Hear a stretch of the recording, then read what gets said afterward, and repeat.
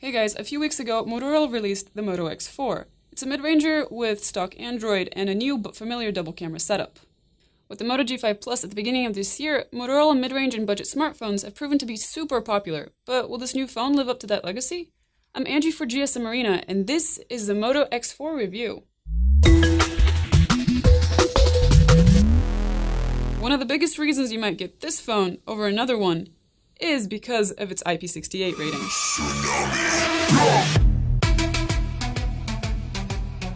Looks-wise, it's your typical Motorola mid-ranger. Though its glass back is a step up from previous generations, it's also a step towards a smudge fest. It's not the most modern-looking phone that you'll see this year. Part of this comes from side bezels, which are light-colored and large for the phone's size. The circle camera bump on the back contributes much to this effect too, especially since the phone lacks mods and the bump is only there as a stylistic choice. The phone does have a nice heft, and though it doesn't feel particularly slim, it feels decently comfortable, and one-handed use is a piece of cake.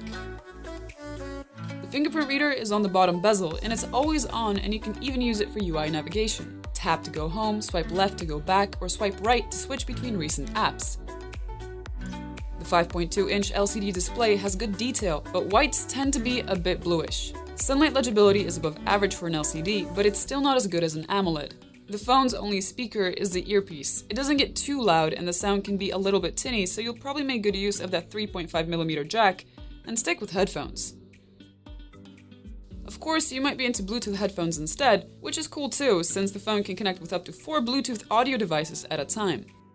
The Snapdragon 630 is a new CPU with more power than before, but with the same power efficiency. The Moto X4 handles games well, though the phone is definitely not the fastest you'll find, especially when using larger apps or the camera app for extended periods of time. Otherwise, it's fast enough for most of your everyday needs. The phone usually comes with 32 gigs of storage and 3 gigs of RAM, but there's also a version with 64 gigs of storage and 4 gigs of RAM. If you really want to stuff your phone with content, there's also expandable storage. The X4 has a good battery, but battery life is not its strong point. It provides really good performance when the screen is on, but when on standby, it does rather poorly and brings down the overall endurance rating to 64 hours. The Moto X4 has a USB-C port, and it comes with the Motorola Turbo Power Quick Charger, which gets you 38% in half an hour. The stock Android experience is clean, bloatware-free, and one of the best things about the Moto X4. In the US, it's even a part of Android One and a part of Google's Project Fi. For now, the phone comes with Android Nougat, but updates for Oreo should roll out by the end of the year. The phone uses stock Android apps and a few Motorola ones, like the Moto menu for gestures and the FM radio. The X4 features a few familiar tricks too, like chop chop for the flashlight and a twist for the camera. The phone has a dual camera setup. One's a normal 12-megapixel camera, while the other is a wide 8-megapixel shooter. For now, this is the only phone outside of LG's lineup to feature a secondary wide-angle camera, and it's the only phone to feature a wide-angle camera and a portrait mode. In daylight, colors are good and there's not a lot of noise. However, photos tend to be underexposed, presumably to prevent clipping. And when it comes down to things like foliage, they tend to be soft. The photos by the wide-angle camera are even worse. There's less dynamic range, duller colors, and even more softness.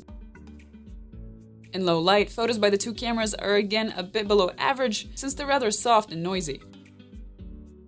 The main camera provides a portrait mode, but it's not up to par with the competition's. It has a hard time with edge detection, and often the wrong edges get blurred, so it's best to use it on people with very short hair or no hair at all. The phone has numerous effects you can experiment with. In spot color, you can isolate a color and desaturate everything else. You can even choose how much of the color spectrum you're isolating. Contrary to photos, 4K videos are very detailed and well exposed with low noise. They have slightly muted colors, especially with washed out reds, but honestly that's nitpicking. 1080p videos shot at 30 frames per second are also nicely detailed and are even more contrasted than the 4K ones. The front camera is a 16-megapixel shooter with an LED flash and 1080p video recording. This is one of the highlights of the phone, and we weren't disappointed. Photos have plenty of detail and good colors.